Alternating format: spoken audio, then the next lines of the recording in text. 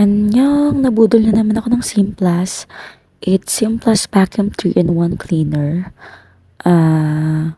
Bali 2,999 yung original price, pero nabili ko siya ng 757. And then, yung mga kasama dito ay yung motor, yung dustbin, extension tube, yung HEPA F8 filter, and syempre yung Quivis nozzle, kasama din yan. Floor brush. And then, napaka-lightweight lang kasi nga 1.1 kilogram lang. And may 4M cord yung haba.